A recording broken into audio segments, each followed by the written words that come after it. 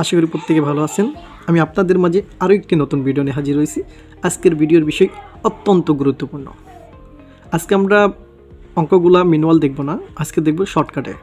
আর আজকে মজার বিষয় হচ্ছে আজকে যে কোশ্চেনগুলো দেখব সেই কোশ্চেনগুলো প্রত্যেকটা পরীক্ষায় বিগত সালে আসছিল, BCS সহ বিভিন্ন পরীক্ষায়। তো এই অঙ্কগুলো আমরা কীভাবে খুব দ্রুত সময় করতে পারবো সেটাই দেখব। সো ভিডিওটি খুবই গুরুত্বপূর্ণ হতে চলছে। ভিডিও শুরুর আগে একটা অনুরোধ, যদি আপনারা আমার চ্যানেল নতুন হয়ে থাকেন তাহলে অবশ্যই আমার চ্যানেলটিকে সাবস্ক্রাইব করবেন, যাতে করে পরবর্তী ভিডিওটা পেতে পারেন। তো চলুন অঙ্কটি করি।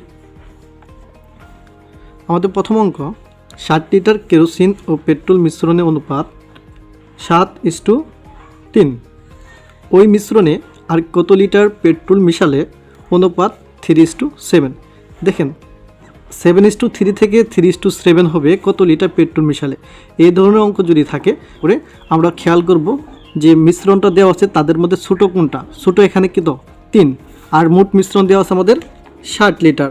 তাহলে এই 60 লিটারকে আমরা সরাসরি এই 3 দ্বারা ভাগ করে দিব। ভাগ করলে আমরা পাবো 20। তারপর পরিবর্তে খেয়াল করব যে এই মিশ্রণ দুটির মধ্যে পার্থক্য কত। এই মিশ্রণ দুটির মধ্যে পার্থক্য হচ্ছে আমাদের 4। তাহলে সরাসরি 4 দিয়ে গুণ করব, কত পাবো 80। তাহলে 80 আমাদের উত্তর চলে আসছে। কত সিম্পল।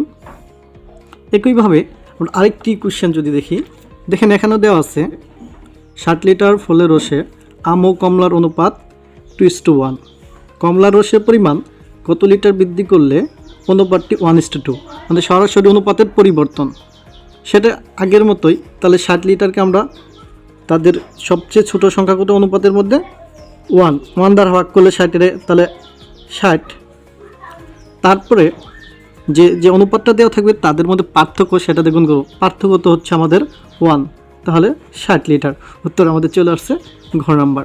খুব ইজিতে এই ধরনের অঙ্ক করতে পারবেন। আশা করি ভিডিওটা ভালো লাগছে। আমি আপনাদের আরও এই ধরনের কিছু কোশ্চেন দিয়ে দিচ্ছি। আপনাদের সমস্যা হলে অবশ্যই কমেন্ট বক্সে জানাবেন। ধন্যবাদ।